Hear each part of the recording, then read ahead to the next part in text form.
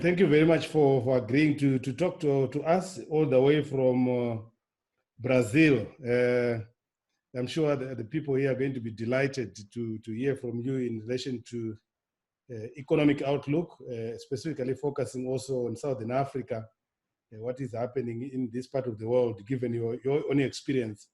We'll also ask you a lot of questions at the end, especially that you have gone through similar experiences like us in Brazil through hyperinflation. So I'm sure there will be a number of questions for you as we start this program. To the participants, welcome to this particular program. Thank you very much for joining. You are welcome. I've got Professor Zayden on the screen there. He's from Brazil, and I shared his profile with you. He's an expert in these things to do with the finance and economics, and we hope you're going to learn a lot. Prof, I hand over to you to take us through your presentation. Thank you. Thank you very much, Memory. It's an honor, a pleasure to be talking to people from Zimbabwe. We do have a common history, at least in terms of having been through hyperinflation recently. I actually wrote an article about it for the New York Times about my experiences growing up during hyperinflation in Brazil. I'm sure you'll have plenty of stories about that. I will comment on a little bit on hyperinflation at the end of my presentation, right? But what I would like to talk, of course, at first is the triple shock of the COVID-19 to Africa. I rarely talk about Africa as a continent or as a big region. Africa is so diverse. I remember being in Angola teaching the office of the president in 2010 and 2011 and getting to learn a little bit about that part of just Angola. And it's Africa is the new frontier of growth. I have students from Zimbabwe. They are really concerned about the future of the country. Hopefully you and they will be able to take Zimbabwe to a process of economic growth, even though these are trying times. Okay, you all know how COVID is spread in Africa. I'm not going to talk about COVID in the sense of what countries should do. I'm going to talk about the triple shock, right? I'm going to talk about the fact that this will bring very challenging times for many countries in Sub-Saharan Africa. We're going to see that this shock is going to be heterogeneous. Not all countries are going to suffer the same, but all countries are going to suffer, right? So you're going to have the economic disruptions from the domestic health shock, both the fact that health systems cannot cope with this, not in rich, poor, developing countries, but also the fact that you have already lockdowns in many countries. The lockdown in South Africa is particularly strong. In other countries, less so. We're also going to talk about terms of trade and the commodities price shock. This hurts Zimbabwe, for instance, given the importance of exports to the Zimbabwean economy.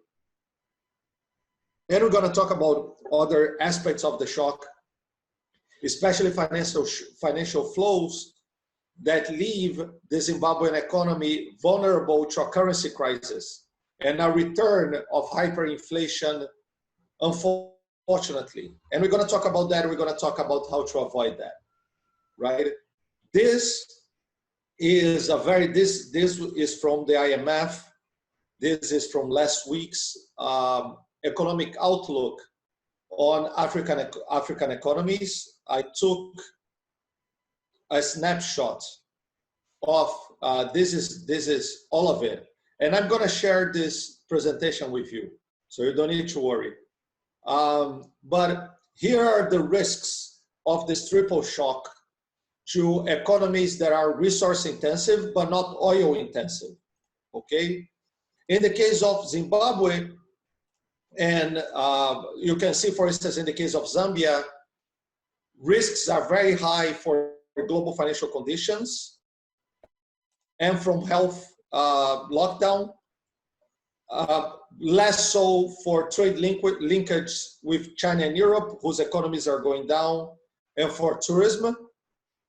The case of Zimbabwe, the major risks are the lockdowns and the impact on the health financial system, but also the fact of the least developed economies, the debt rating, and the fact that financial flows might leave the country, leading to a massive devaluation that can restart the process of hyperinflation. Hopefully that is not going to happen, but inflation in Zimbabwe is already high today, and surely nobody wants a return to that process of crazy inflation that we all have been through.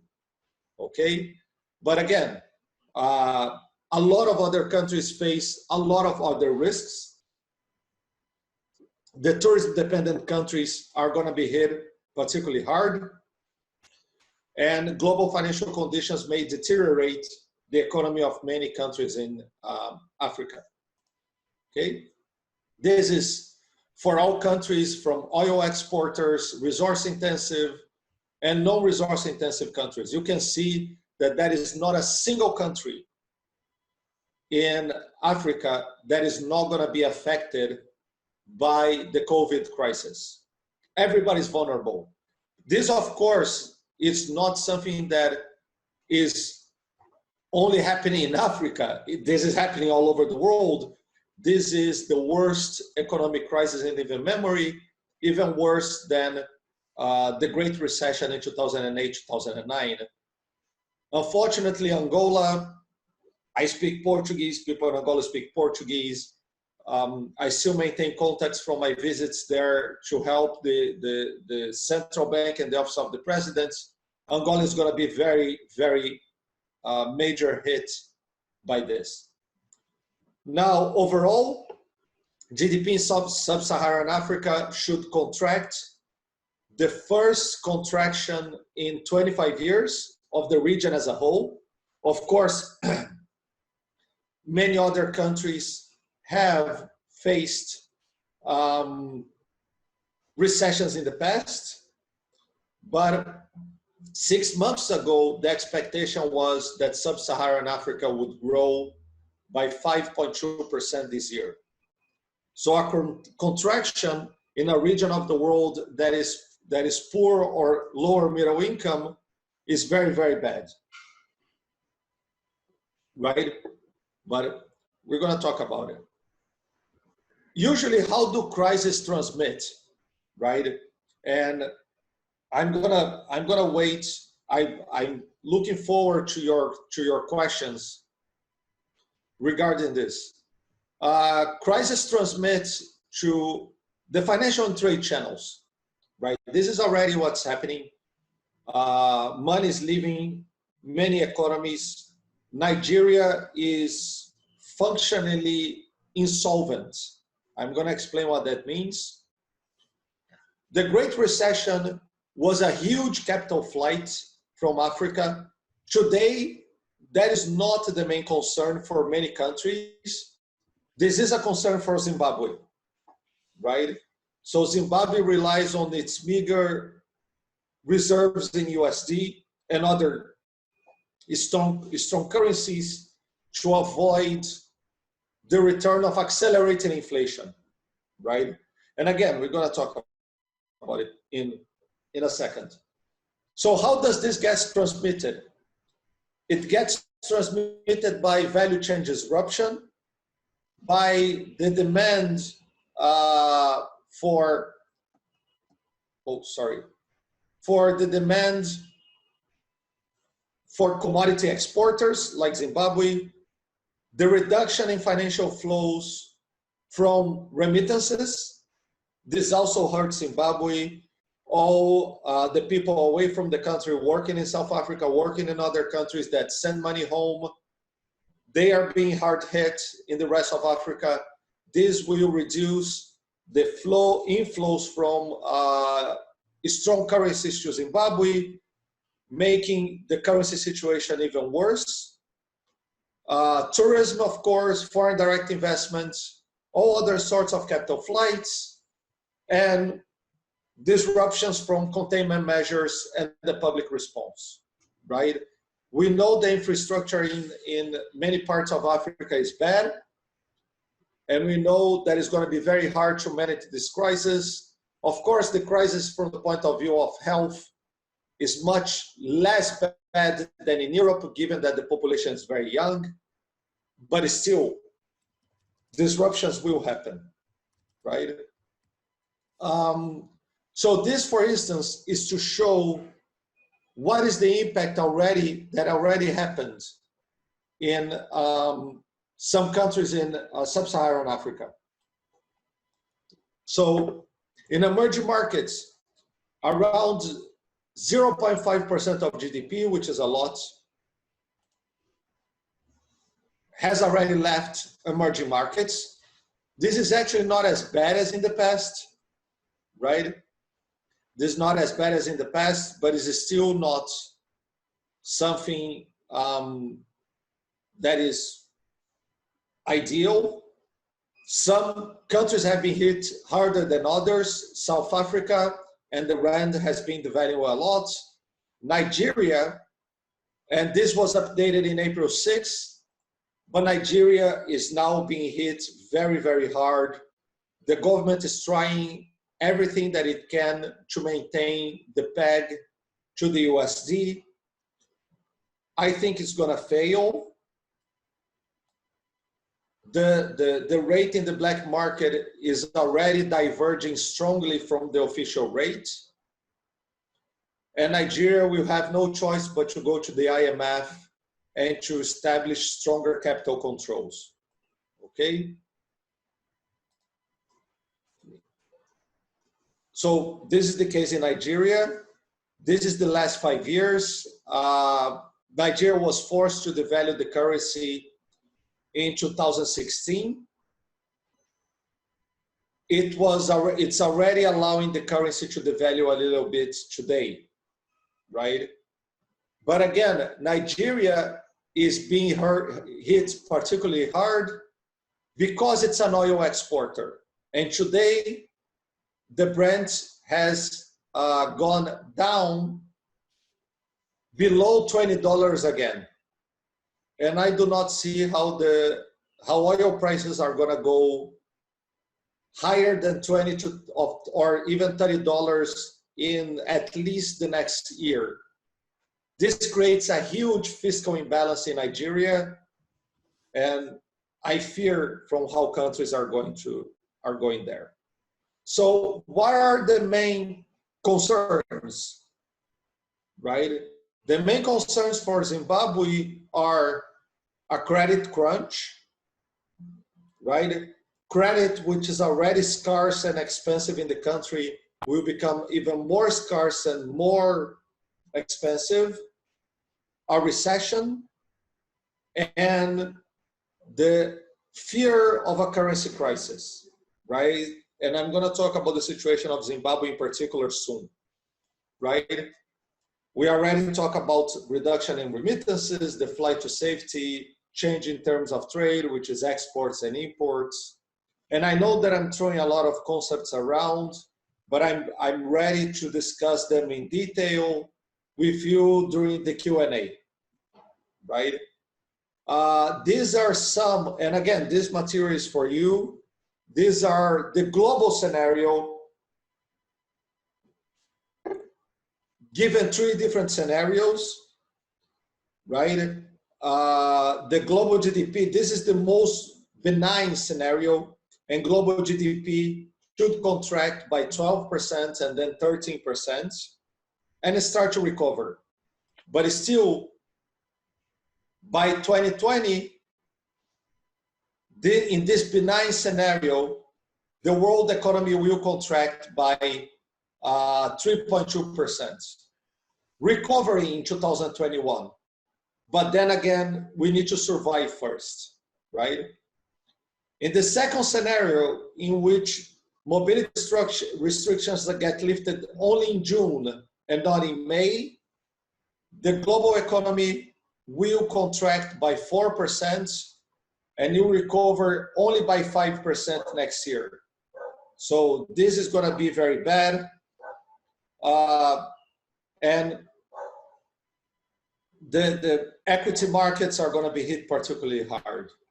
In the third scenario, which is the most pessimistic one, in which COVID-19 keeps coming back until mid-2021, the contraction in the world will be 5%, and the economy does not recover in 2021.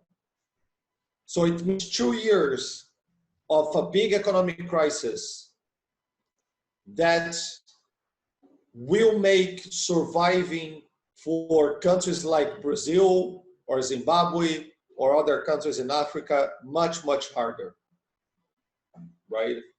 So you should keep in mind that those three scenarios are already, the most benign one is already bad, right? So let's look at Zimbabwe, right? I wanted to talk a little bit about Zimbabwe, not only about South Africa, also the Sub-Saharan Africa. And this is GDP per capita, what has been going on. Once you vanquish hyperinflation in the late 2000s, the economy recovers. Then you have years of stagnation and the return of inflation after the country resumes Zimbabwe dollars in the mid-2019. Okay? Most importantly is the fact that once hyperinflation is vanquished, the government is able to tax more. But this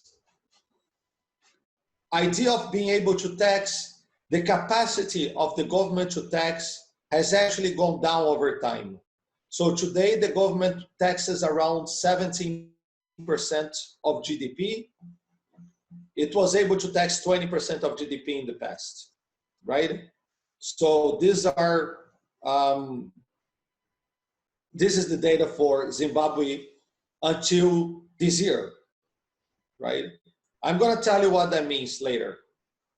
This is what it means, right? This is the most important figure for us to understand the risks for Zimbabwe, right? And people don't understand how hyperinflation is generated, right? We live through it. But I wrote a book, right, called The Economic of Global Business, which is a textbook, has a chapter on hyperinflation. Hyperinflation is the sum of two problems. And it's not about money. Hyperinflation is about fiscal imbalance and currency imbalance, right? The government, without any other options, starts printing money and then hyperinflation happens. But the reason that the government starts printing money is a fiscal and a currency imbalance, right? Now, remember when Zimbabwe was able to maintain the different currencies and get out of hyperinflation? Here is the reason. In this graph, we have the reason, right? We have that Zimbabwe was able to balance its books for a short period of time. Things deteriorate, right? By 2016, 2017. That's when the fear of inflation starts coming back. To be able to come back with Zimbabwean dollars, the government reduces the fiscal deficit, but the fiscal deficit is still high as a percent of GDP, 4%, and it's gonna get much higher because of the COVID crisis. That is the main risk for the Zimbabwean economy. The risk of a fiscal deficit that because the government lacks the credibility to borrow money, the government will resort to what economists call monetizing the debt, right? Which is printing money. And this will lead to hyperinflation again. right? So hyperinflation is a fiscal plus a balance of payment phenomena, right? How do countries get out of hyperinflation, right?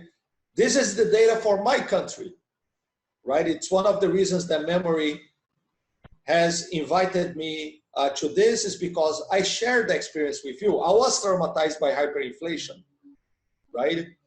This is the monthly inflation rate in Brazil from the 1980s to today.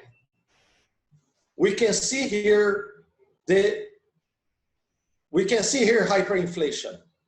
We can see that inflation entered 80% in 1 month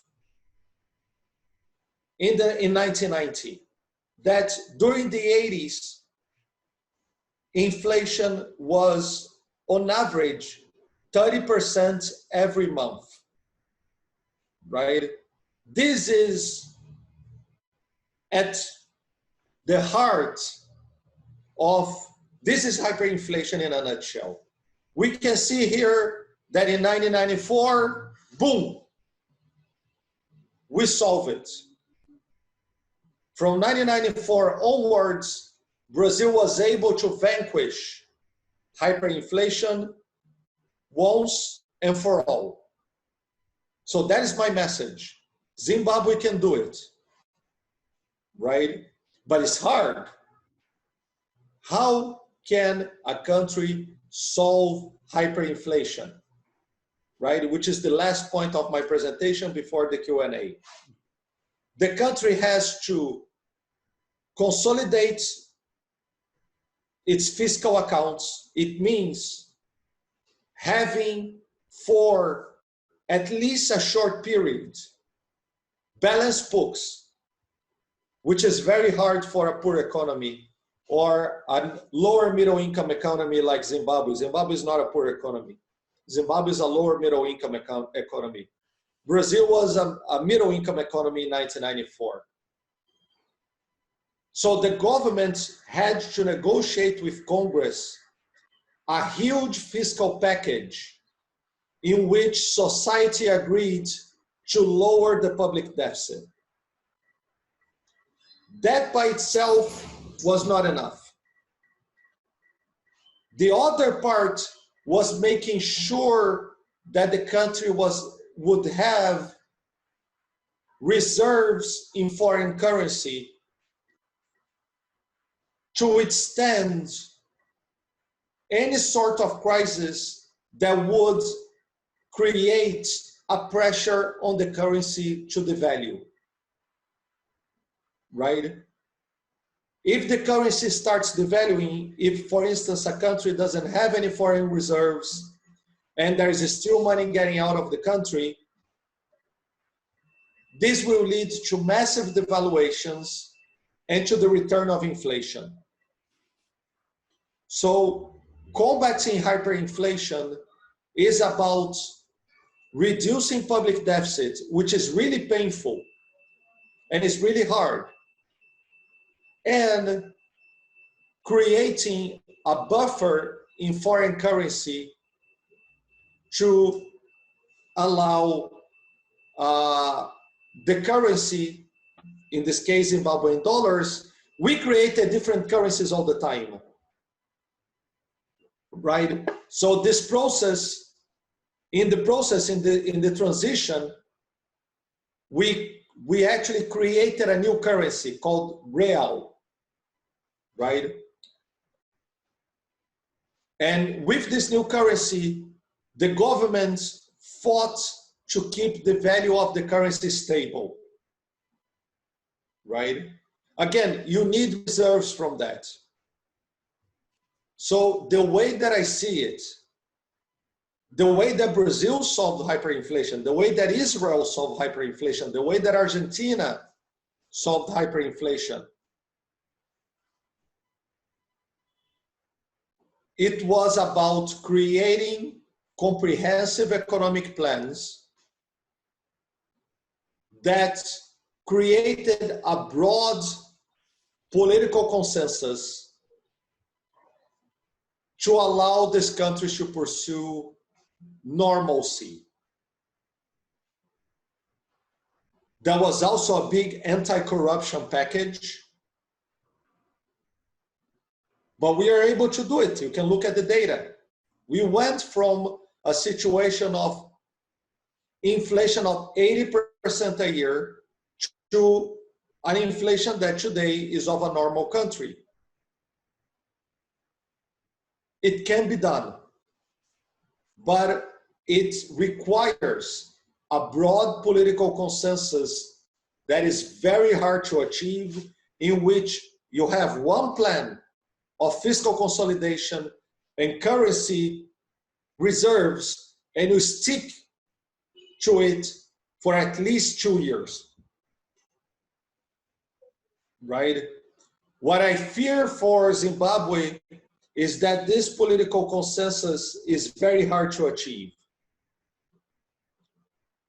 And the reason is simple.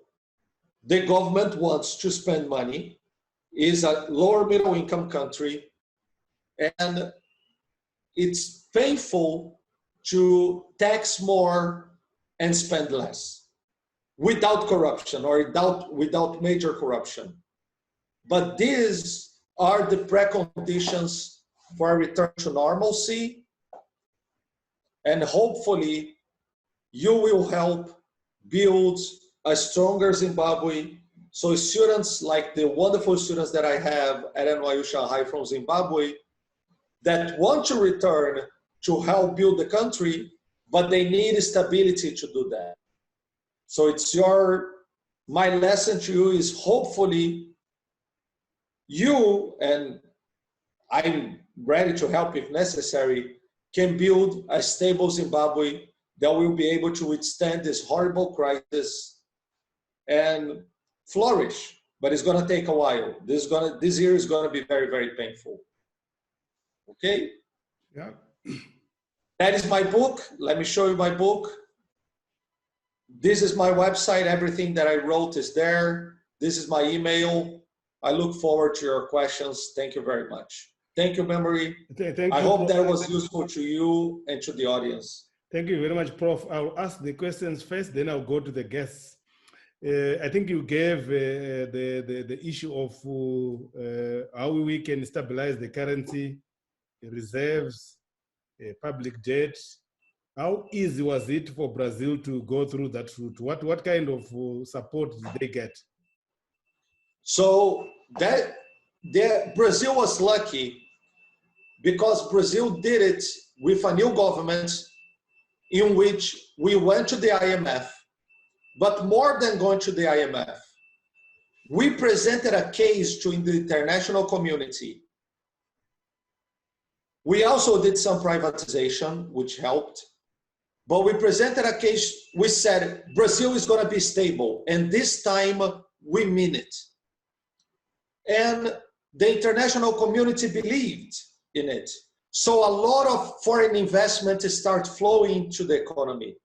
This foreign investment gave us the necessary currency buffer to really build the pillars of stability. And this is what I think can happen in Zimbabwe, right? It happened in Rwanda, for instance. Of course, now maybe the president is sticking too long, but when you promise stability and you start to deliver, maybe with the IMF, which I know that the IMF is hard to deal with, but if you create a stability plan and you give signals, you give credible signals that you mean to stick to this plan, international community starts investing in your country again. Yeah. So right now, Zimbabwe receives very little foreign investments. Mm-hmm. A stable political system will allow foreign direct investment to multiply by 10, 20, 100 times.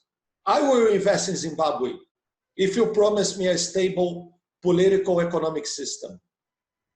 Mm-hmm. Mm-hmm. I want you to go back to your article that you wrote in the New York Times where you were sharing your experience in Brazil. Yeah. I think you showed it at the beginning. Yeah. Yeah, this one, we seem to, I read that article a while ago, we seem to get the same kind of scenario. Everyone wants the US dollar. Everyone wants to keep their money in US dollars. So what we do have is the parallel market. How can you deal with the parallel market? So the only way to do it, we also had a parallel market. We had to get rid of it.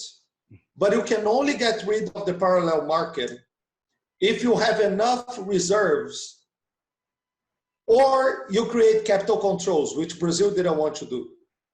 And that's where the IMF comes in, and that's where the international community comes in. You create a political stable system in which you receive a lot of foreign money, and this way, if people want to keep their money in USD, that's fine. You have enough for that. But it's hard. And more than that, in this article, I also write about how the behaviors of hyperinflation, like wanting USD, they stick for a long time. For instance, in Brazil today, people still cannot plan 5 years ahead, even if we have been stable for 26 years. So the behavior of hyperinflation, it's a trauma. And it's a trauma that it takes a long time for society to get rid of it. But without stability, you cannot even start the process of healing, right? I still suffer with it. This is what I wrote in the article. I still suffer because when you grow up in hyperinflation, some months you have money, some months you don't. So in the months that you have money, you spend it all, right? So I still do it. I still find very hard to save for the long term.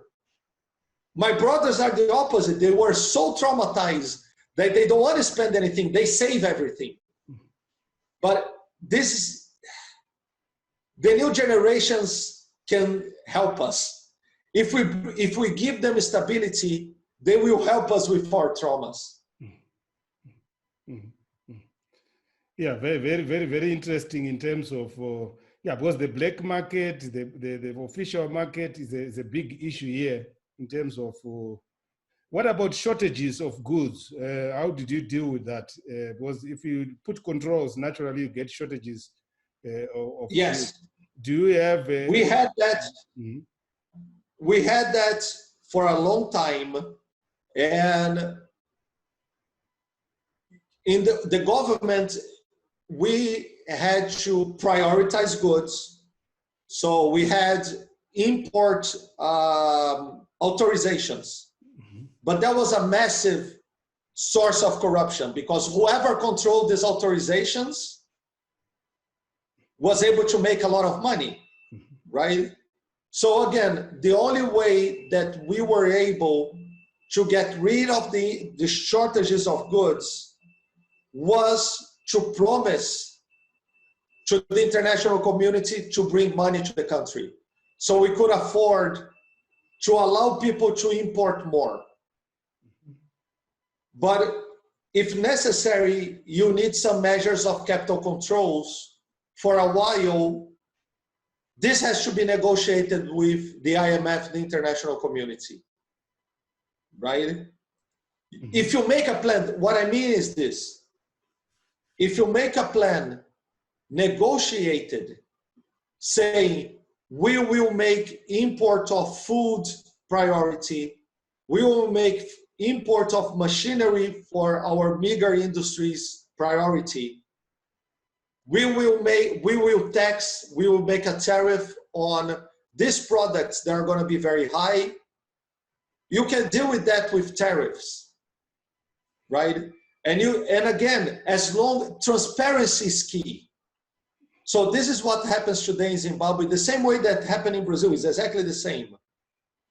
Because the crisis hits at different moments, you start creating ad hoc, momentary authorizations. So right now we cannot authorize any imports for the next 5 days. This creates uncertainty, and this is very bad. So a broad consensus package in which tariffs are clear are the only way to go. That's why in Brazil, we were only able to solve hyperinflation because we created a broad economic plan called Plan Real. So the way I see it, Zimbabwe needs a comprehensive economic plan that makes promises that the government will keep. That is very hard because a shock makes the government wants to not keep those promises, right? But there is no other way. Yeah, the other question that is probably the heart of what we are experiencing now is the planning by business. They tend to increase their prices. More frequently, goods are overpriced because when you sell, you would need to go back to the market to buy foreign currency on the black market so that you can restock and things like that. How do you deal with that? So we dealt with that by creating this big economic plan. We actually created a new currency, right? So we created this new currency, so there is no more black market. The problem is, how do you keep the value of that currency? That's the challenge, right? That we have now as we speak. That is the problem. Yeah. Yes, that is the problem.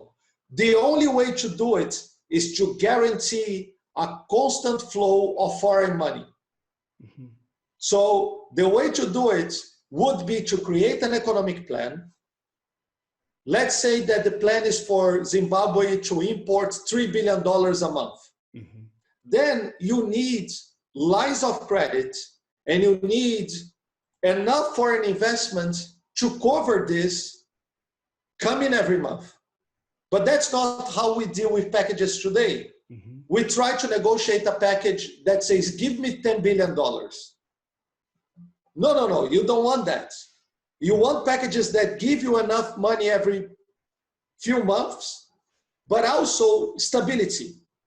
And you have to fight. This is what Nigeria is trying to do. They are trying to fight their currency so they don't enter this problem. But what is happening is that the fiscal deficit is widening so much that I think Nigeria is not going to be able to do it. So the only way to do it is fiscal consolidation. Is for the government to say, okay, we will spend less.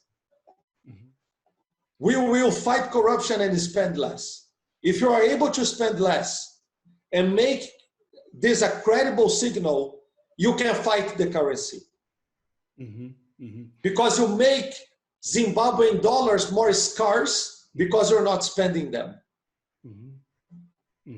But again, it has to be credible. You cannot promise, we are going to stop spending 30%. This is not credible. It has to be a fiscal consolidation that sticks.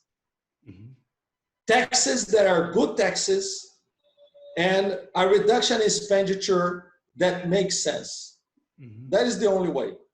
It's painful.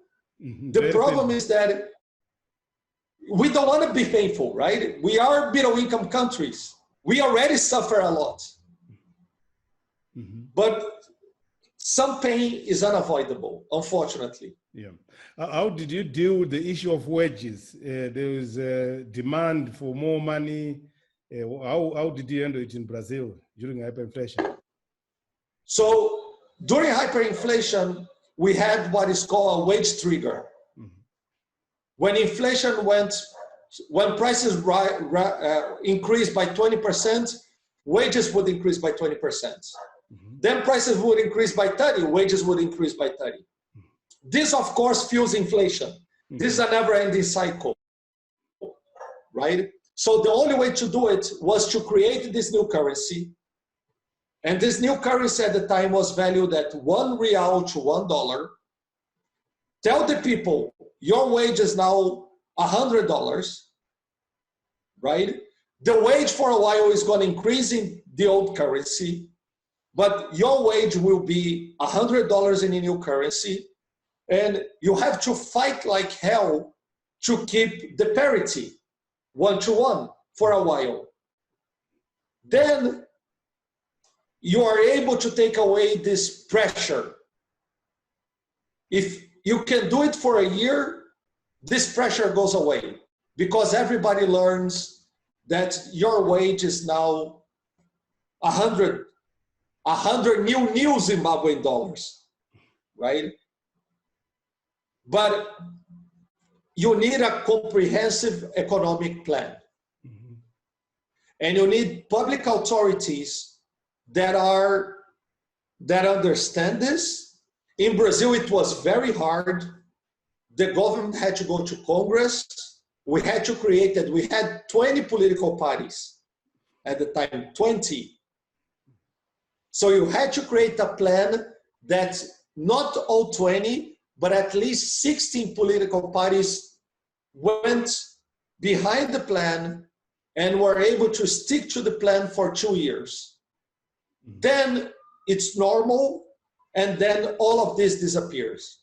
Mm-hmm. Mm-hmm. Okay, that's very interesting. Mm-hmm. Very interesting. Let me give others an opportunity to ask questions. Is there anyone who wants to ask questions? You can unmute yourself, then you ask your question.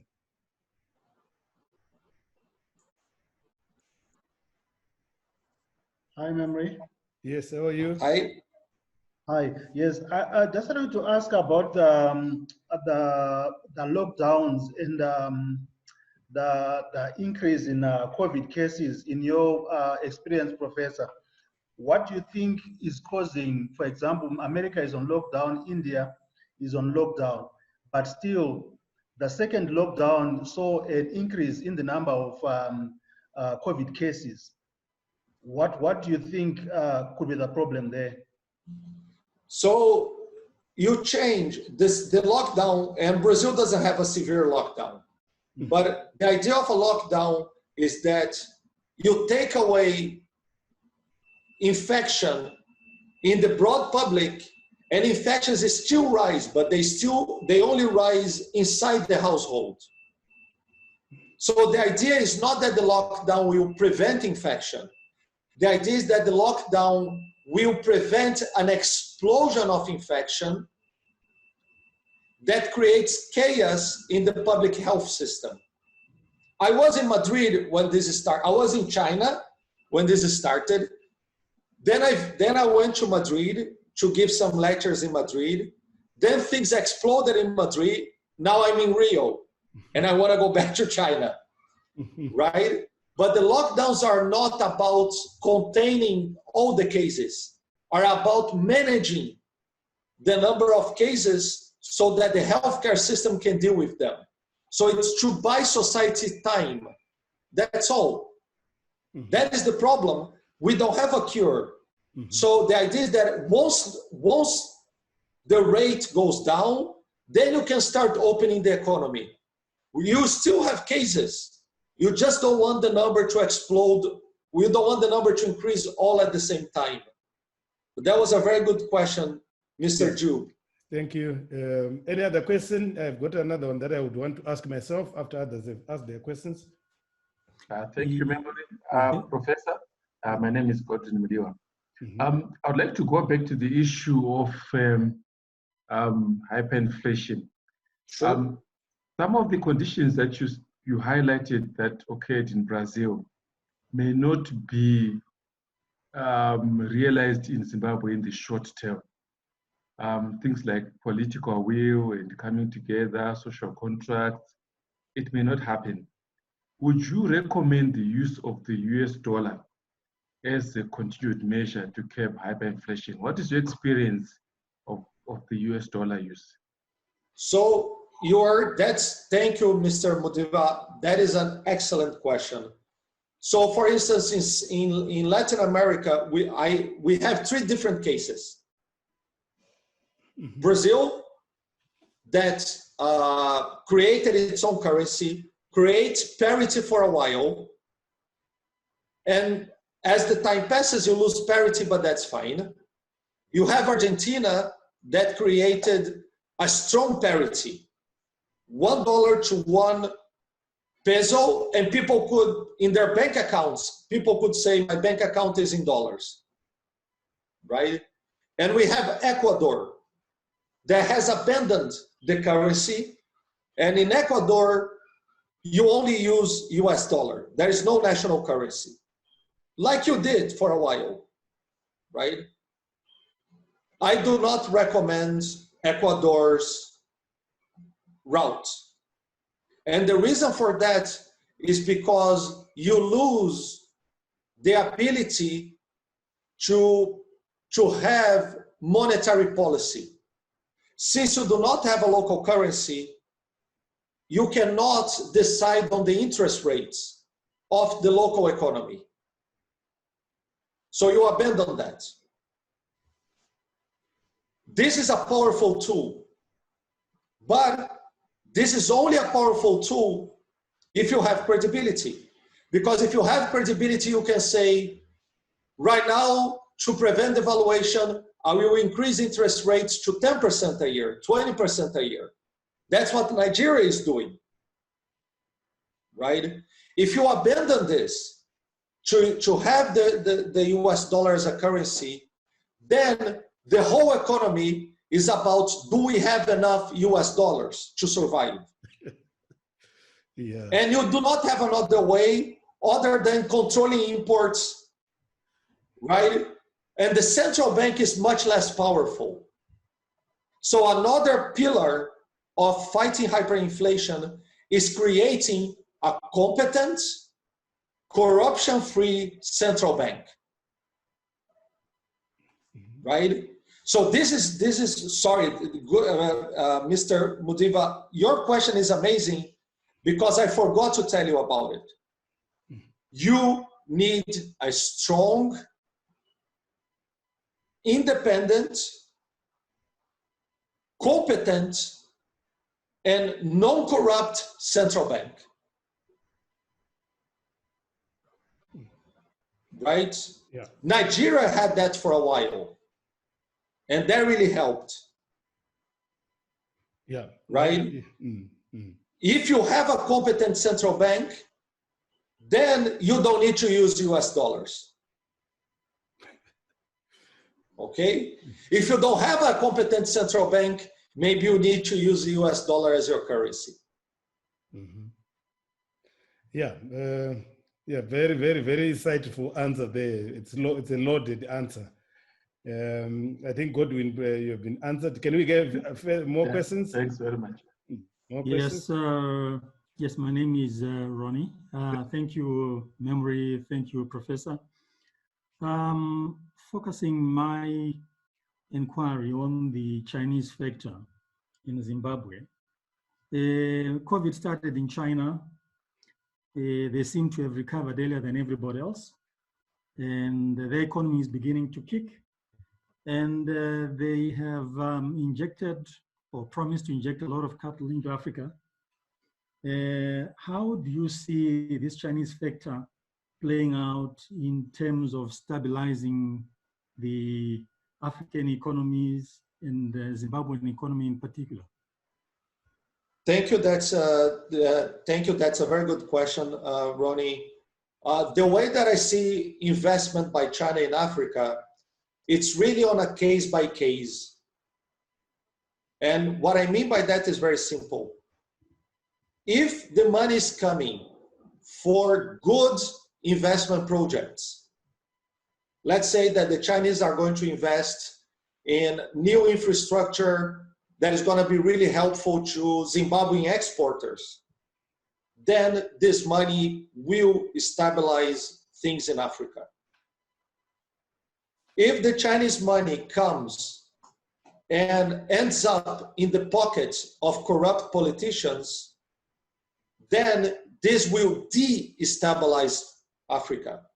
Because now you don't have the dollars, they will all go away through the black market, and you have a debt to the Chinese that is going to put even more pressure on the currency in the future. So this can actually accelerate hyperinflation. So really, it's about the quality of the investments related to the Chinese money coming to Africa. So in a country A, this money can stabilize the country. especially in a situation like today. Imagine you need foreign money to stabilize Zimbabwe. If the Chinese money comes and is used for that purpose, that is awesome. It helps. If it comes and it goes away to the black market, then Zimbabwe is screwed, because this will accelerate hyperinflation. So it's context dependent. Okay. Okay, any further questions? Please feel free to ask questions. You can see the prof is really loaded. He knows his stuff. So afternoon memory, afternoon yes, everyone. Professor, thank you for taking your time. My name is Tadiro Manamiki. My question to you, earlier you mentioned that Brazil had a comprehensive strategy to deal with hyperinflation. You talked about the need to get buy-in from the various political parties. And then you also talked about dealing with corruption decisively. Now, corruption is a big problem in our country. And I wonder if you've got real-life examples of how Brazil dealt with the problem, perhaps that we can also implement in our country. So that's, of course, this is the elephant in the room, right? That is the reason that Zimbabwe cannot develop, or Brazil couldn't develop for decades, was about corruption. So Brazil is still corrupt. We didn't solve corruption at all. But we create islands of excellence. The key islands of excellence that helped end hyperinflation. So the central bank, the Brazilian Development Bank, that for a while was lending more money than the World Bank itself, right? And we were able to create some laws that at least helped the problem. So here's the thing. To get out of hyperinflation, you don't need to end corruption. No country can do that. You just need to make corruption bearable for a while, because corruption goes down over time, right? So the way I would recommend it, and that's why Angola failed, was because Angola was not able to build these islands of excellence, right? I was in Angola, in which the government, the central government deposed the central bank governor, and the army took hold of the central bank because there was so much corruption going on.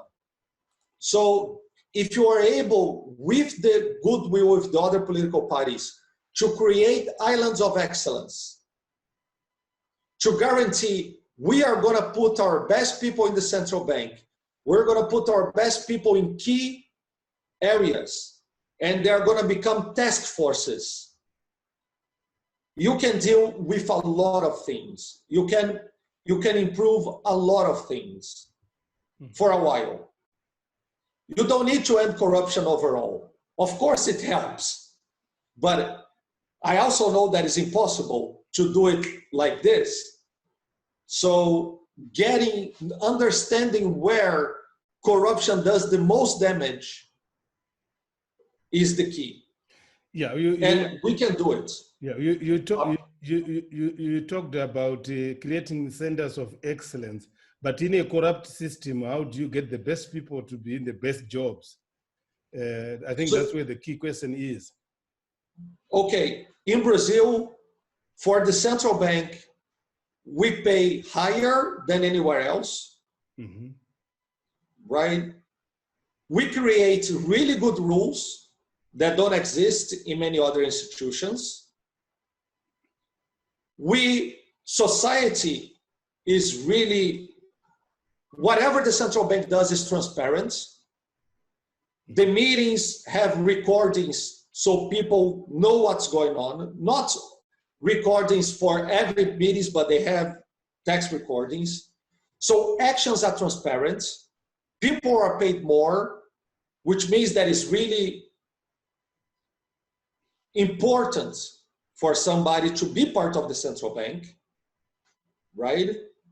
And it is also top down. If you put the best people on the top and you tell that person, you can hire good people, you can make, and we also made a process that is transparent for hiring. Mm-hmm. So there is a national test, and only those that take the best grades can go and work for the central bank, Mm-hmm. right? And this creates a self-fulfilling mechanism, right? If you put people in the power positions that are the best, and you create ways for people to work in the central bank that are transparent, and you create rules that the judicial system can check, you can build one. Mm-hmm. Yeah. It's hard to do that for all public institutions, Mm-hmm. right? That's why you need to start with the key ones. Okay. How are people appointed to the central bank today? Mm-hmm. Do they get appointed because they know somebody?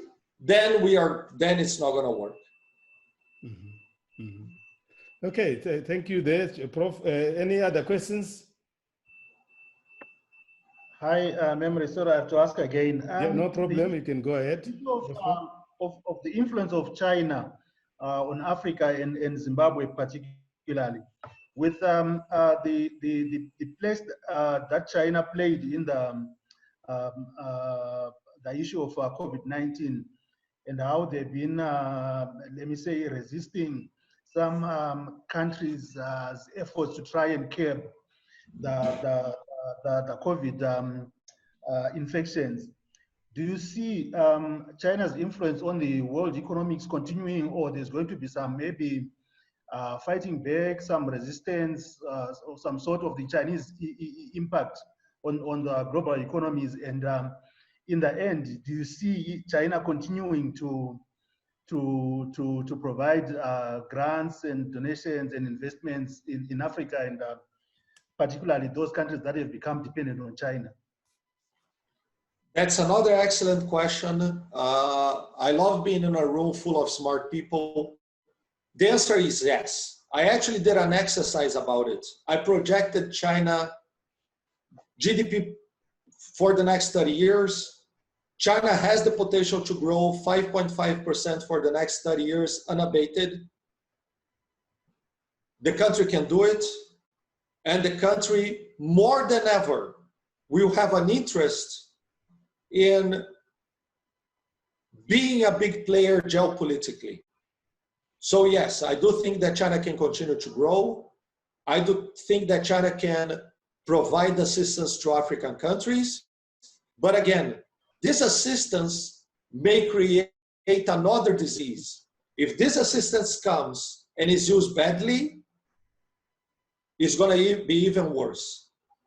So if this political consensus, and I'm not saying that all of the assistance needs to be corruption-free. We can live with some corruption. It's impossible not to. And China is corrupt in some ways. Not the government, of course. The sending money is not corruption, but there is petty corruption in the country. And corruption in the doling out of contracts, maybe. But there is for sure the potential for China to do a lot of good for Africa as long as the African governments do their homework well. If they do not do their homework well, China not only will not help, but will make things worse. But the potential is still there. The potential didn't change, Mr. Ju. I do think that the potential is still there, and China more than ever is going to be willing to do it. China has the foreign reserves to do it, and is willing to do it. I live there. Okay, okay. Oh, you live in China, yeah. Yeah, I live in Shanghai. I'll ask you a few other questions later on. I want to give Rawlings, and your hand is up. Thank you, Memory. Hello, Doctor. My name is Rawlings Amatoko. I'm working in the financial sector. Happy to be here. Got an invite from one of the attendees, Richard Marco. My comment is probably following up to some of the issues that you raised around the need for Zimbabwe to probably extend it's reached towards looking for international capital to try and then have more or less like a sustainable model around developing our economy. So, well, I do agree, but I just wanted to more or less pose another school of thought there. Over the years, what I've noticed is that there's a high dependency on financial, for foreign funding, towards sustainable economies in Africa. But I would like to believe that in Africa, or Zimbabwe in particular, there may be inefficient deployment of financial resources. And also, given the abundance of natural resources which are within Zimbabwe, if that capital which is within Zimbabwe may be deployed efficiently, we can probably even see an improvement of the economy, albeit obviously us requiring part of it, part of the the capital coming through the international community. But I honestly feel there is enough money in Zim as well to just kickstart the economy while we're dealing with the other governance issues, obviously that has to speak to corruption, which is in abundance and which probably needs to be addressed to come to manageable levels and acceptable levels like what you mentioned. But if you take, for example, having a furnace that can probably process, I still to be guided here, but a furnace that can process chrome into ferrochrome, you find that raw chrome is being sold at $50 a ton. But once it arrives in China and it's processed, it's now being sold at $500 per ton, give or take. Same applies with copper. The pricing, or the pricing regime for raw and also for processed is almost the same. Same applies for iron ore, and China is more or less like the end market for those raw materials by virtue of its efficient processing mechanism. But that same product is then coming back to Africa and being sold at a higher premium. And yet those things, if people could come together, raise enough capital, and which I'm sure is not even that much, to then process those products, including things like your those cell phone, part of the cell phone components, which are then used by China and the rest of the countries that process cell phones. Most of those raw materials are coming from Zimbabwe, but we are ending buying the finished product at a very high premium by virtue of us probably not being able to organize capital amongst ourselves. So I also think that while if you are looking at the international funding base, there's also that need for us to lobby as a country and as citizens, local capital, which I feel is there, but is probably not being deployed efficiently. What are your thoughts? Sorry, I digress. No, it's okay, Rollins. I think Prof can speak to that. Thank you. I will give you the Mr. Shikara. I see that you want to speak as well. Let me answer this quickly. This idea of the value added, the money that Zimbabwe exports can certainly be used for industrialization, but there is a different question. You need a much less corrupt system, much more stable political system for these investments to turn into long-term capital and long-term value-added production. I'm dealing with a different problem here. I want the country to stabilize enough to get out of hyperinflation or possible hyperinflation. So all what you're talking about will become the engine of long-term growth in Zimbabwe. But we need to deal with the practical problems first. So questions like yours are more important in the future. But I agree with everything that you said, right? Yeah, so just to add on to what you have said there is, so you are saying what Rollins was suggesting was it's a very viable option, but only when there is no corruption, you can then handle such kind of. Or, first of all, not no corruption. Mm-hmm. Once there is manageable corruption, right? And once there is stability in the political system. Mm-hmm. What I mean is that an investment in industry takes 10 years to pay off. Nobody's going to do an investment today if they are not sure that 10 years from now they will be able to send their money abroad. Yeah. So you need some sign of political stability. Dealing with hyperinflation will allow what you're saying, Mr. Rawlings, to continue stronger in the future. Yeah. But you need to deal with this most pressing issue first. Yeah. Okay, let's go to Alfred, I think was the first one. Then we go to Chikara after Alfred. Alfred. Okay, thank you, Memory. Thank you, Professor. Yeah, I think Memory, you help me in elaborating this one. My major question is focusing on polarization. We are coming from a polarized nation where, as Zimbabweans, we are literally divided into two. And these two major forces are really hindering our progress. So, like you have been saying, that we should create a very strong system that is top to bottom. You find in the process, if you check in 2017, the willingness in driving the economy in the right direction was there in all stakeholders. It was very clear.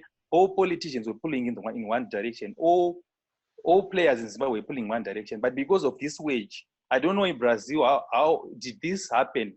The confidence on our top system is questioned by a lot of people, is questioned by these two forces. So this tug of war eventually weakens the willingness to drive the economy in the right direction. I don't know, what are your recommendations in trying to defeat this corrosive system of having two forces, this polarized system? I don't know if Memory can elaborate this one for me too. Yeah, but I think, Prof, what he's saying is that you talked in Brazil, you said you had 20 political parties. Here we do have quite a number, but the strongest one are a few, but there is polarization across the nation. How did you deal with that in Brazil? So it was very hard, so hard that it took us, look at how long it took us. Look at the data again. What is the data for Brazil? Look at how long it took us, right? It took us over 10 years to achieve this kind of consensus. I'm not a political scientist, but I don't have an answer for that. This is something that you know your political system much better than I do. It was very hard. It took a lot of negotiation. It took a lot of back and forth. It took giving ministries to this party, the ministries to another party. It takes growth and development of institutions. I don't know. Polarization today in Brazil is as bad as anywhere. I don't think we would be able to do, because of polarization, I don't think we would be able to get such a consensus working today. But at the time, was either that or continue to live in hyperinflation. And society got tired of it. And the politicians got tired of it. And they saw that there was no other choice. Some parties were still against it. They thought that reducing public expenditure was a mistake. Poverty was still very high. But Alfred, I don't know how to give tips on how to get social political cohesion. Yeah, I think it's going to be your job. I'm sorry. It's a difficult question. Let me go to Chikara, then I'll go to Douglas. You can see people are very much interested in your insights. It's fine. I'm here for as long as you need me. Okay. Let's go to Chikara Chenge. Oh, okay. Hi, Prof. Thanks, and Memory, thank you for the progressive discussions. Now, I understand, one issue that needs to be resolved is the scarcity of information, because corruption in itself survives in obscurity. We do not know, like now, we are told that Zimbabwean government owes excess of 2 billion or so to the Chinese government, but no one really knows where the 100 million went, where the 50 million went, where the total sum, which projects were they going into. what was done and what was not done. So I don't know if there is a way in which a system can be developed that shows exactly the information is pertaining to the funds being awarded to us and what it is being used for. Because at the moment, no one knows. And one other thing that is also important with China is they have the trillions of money available and there are no alternatives. So we are only saying China is corrupt, but we are not saying what are the alternatives. Where can we get the clean money without corruption?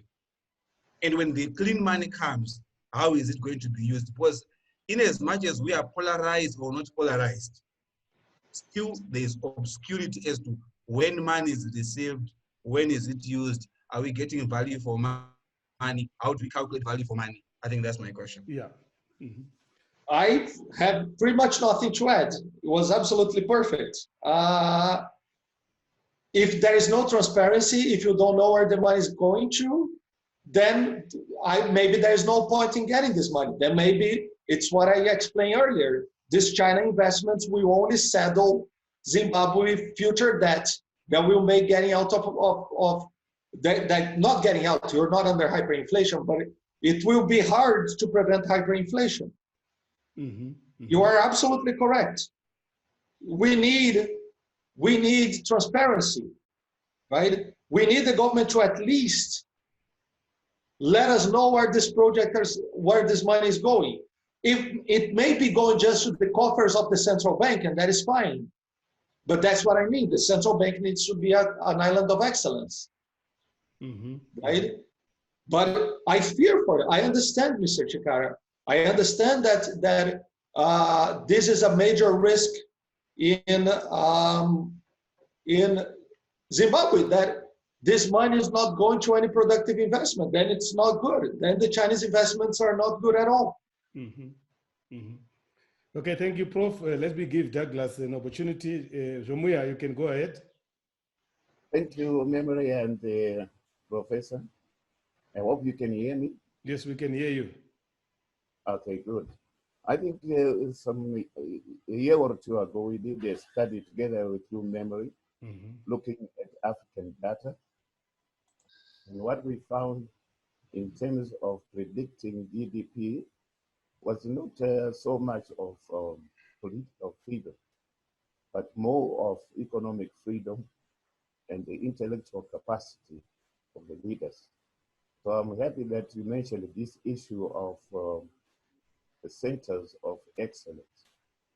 And also studies that have been done across Africa have indicated that in terms of leadership, the intellectual capacity of African leaders is much less than the global average. And so it means that we don't really have a capacity to come up with a concrete and a sellable plan to revive this economy. We've been talking of political consolidation in terms of political parties coming together and presenting a common front, firstly to the people of the country, and then secondly to the outside world, convince them that we have the political and economic stability that is necessary for economic development. But the indications, as far as this country is concerned, is that we are lacking both the intellectual capacity to realize the depth of our problem, as well as the political will to realize our economic objectives.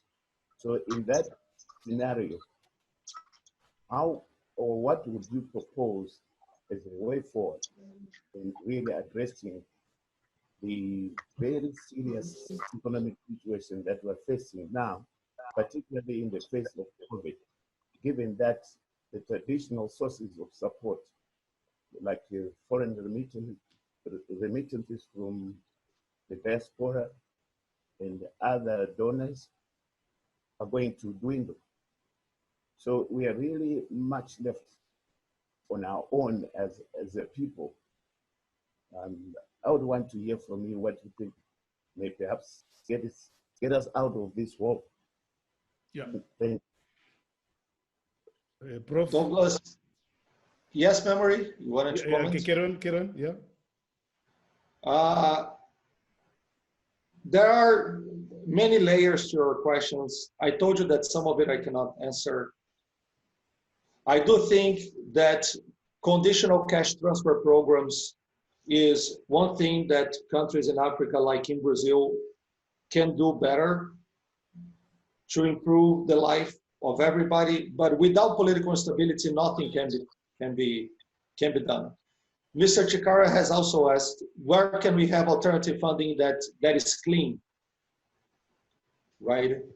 And what I can assure you is that, especially given the crisis, the world is awash with liquidity,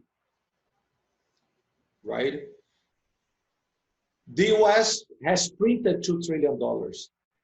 So the countries that are able to create this sort of consensus, so they can develop, as you said, if they can show that they are going to be politically stable for a while, the money will come. Even if it's Zimbabwe private companies, they will be able to borrow from abroad. But without political stability, because the goal in economics is very simple.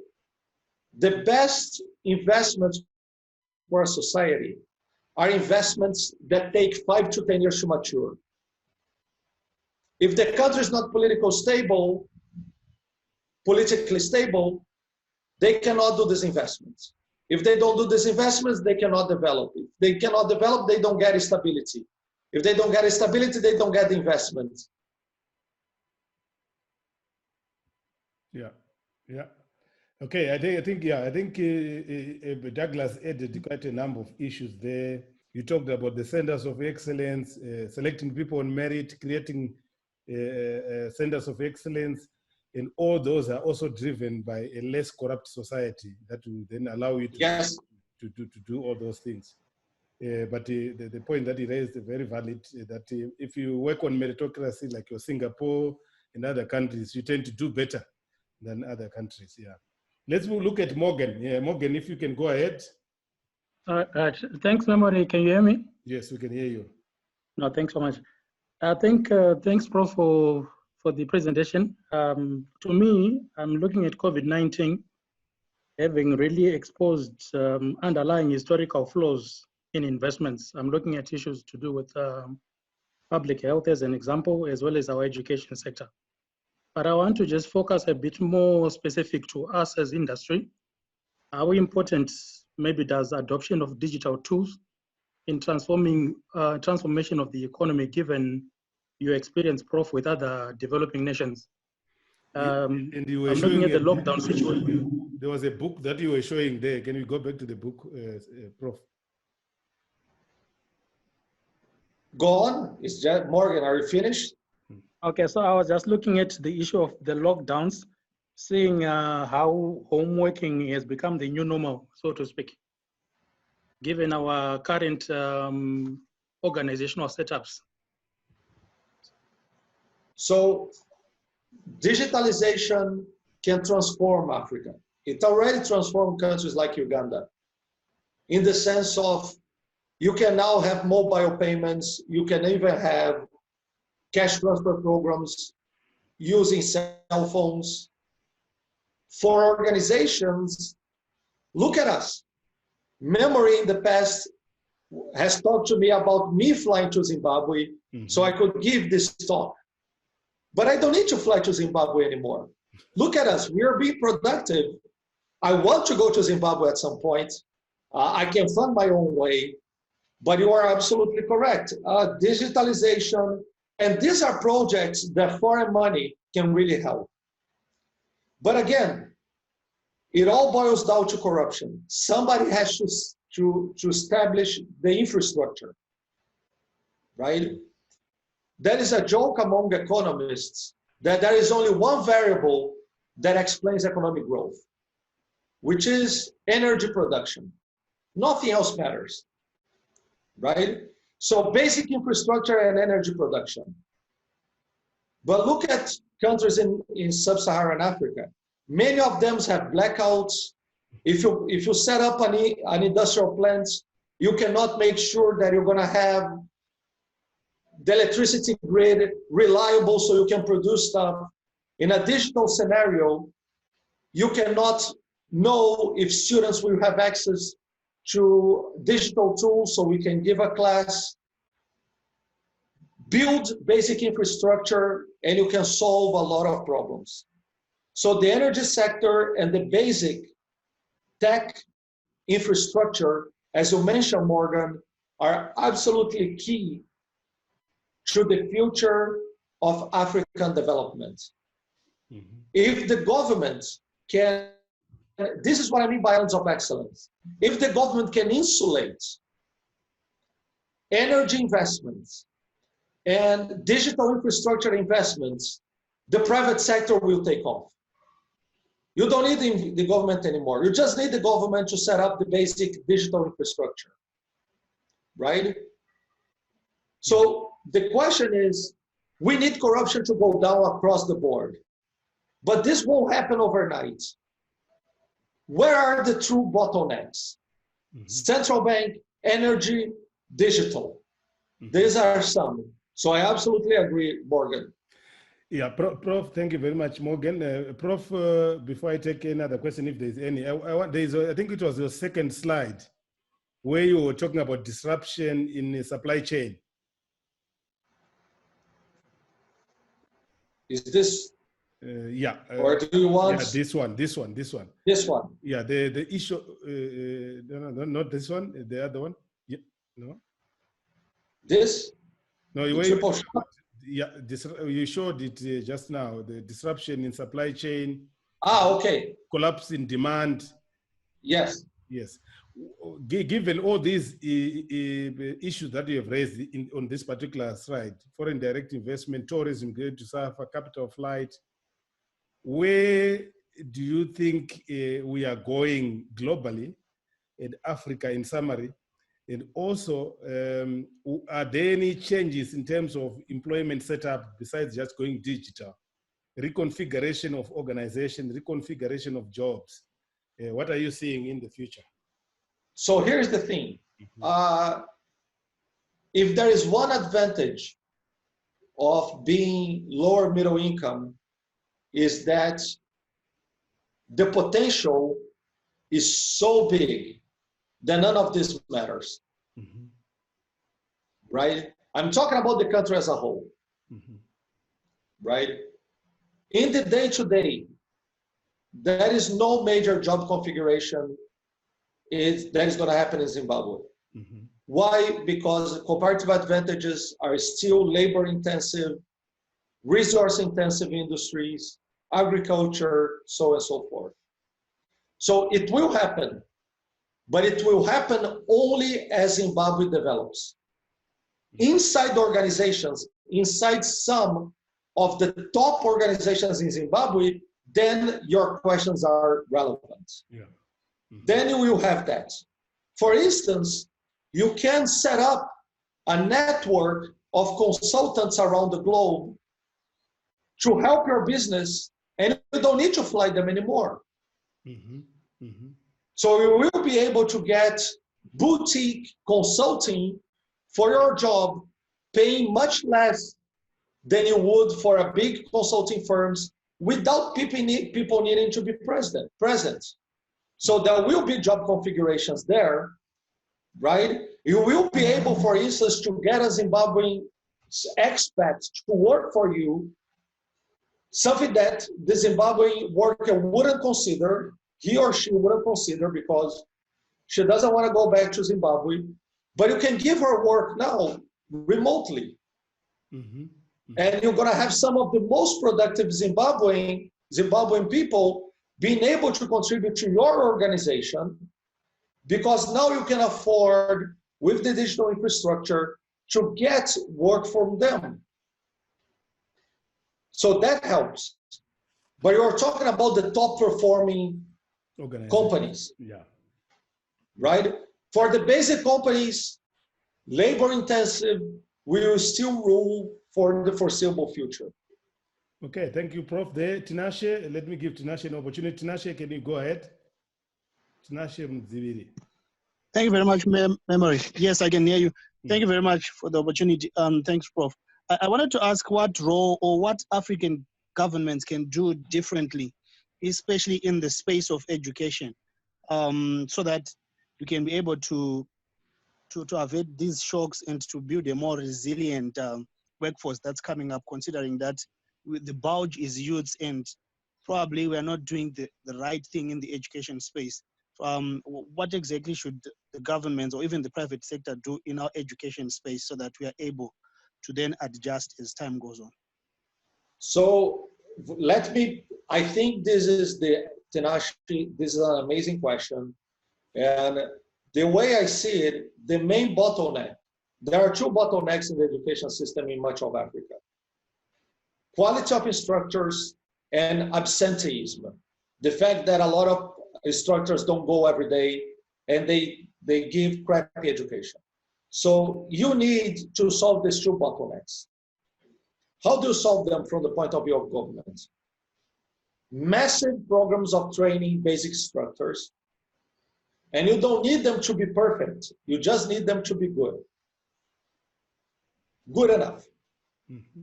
And second, correct design of incentives, maybe with foreign money, so that instructors go teach every day. That is from the supply side.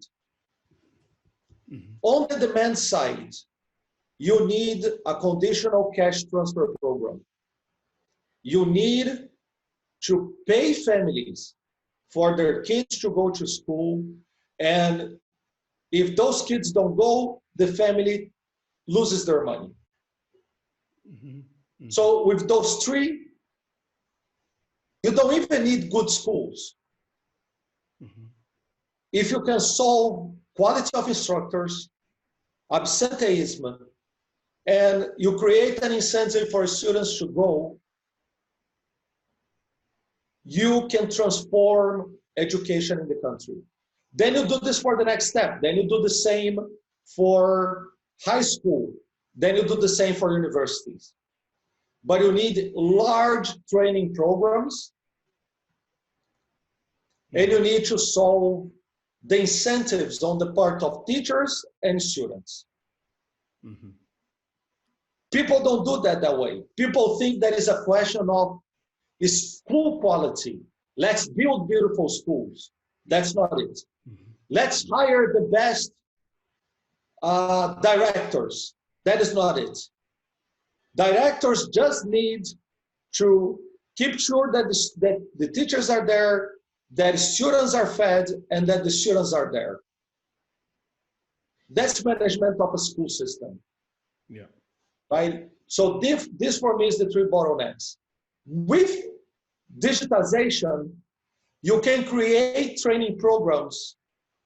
You can scale them much easier, because now with the cell phone of a teacher, they can get training wherever they are, mm-hmm. if the basic infrastructure is in place. Yeah. This is where NGOs can actually help a lot. Yeah. NGOs know how to scale up such training programs. And you can complement them, allowing some private companies selling education for cheap if they want. Mm-hmm. But from the point of view of the state has to stop faking, because states in Africa, they fake. They hire teachers, they don't give them any conditions, and they tell students, here, go to school. The teachers are there, but the teachers don't go, the students don't go, and the education is crap. Mm-hmm. Yeah. Okay, so, there is another question here. I think we will take probably our last two questions. There's a follow-up question from Chenge here, who says, we were talking about foreign funding. In the case of Zimbabwe, for example, there are sanctions. Is there any way out of developing without this money? So you're talking about how to develop without foreign money? Yes. There is plenty you can do, but that all pertains to the government spending money better. And it's a self-fulfilling process. Once the government starts spending money better, the government gets more legitimacy, so it can tax more. As it can tax more, it can spend better. It can spend more. But it all begins with the government spending the public budget better than it spends today. How much of the public budget goes to corruption? 20, 30, 40%. It all hinges on that. Yeah. And you need a strong leadership, but you need a strong commitment from society. Okay. Okay, right? Thank you. Yeah, I think there are no further questions. Maybe if there is any question, I will take 2 more questions, then we are done. Any questions from participants? Okay, if there are no questions, this is to thank you, Prof, for this wonderful presentation.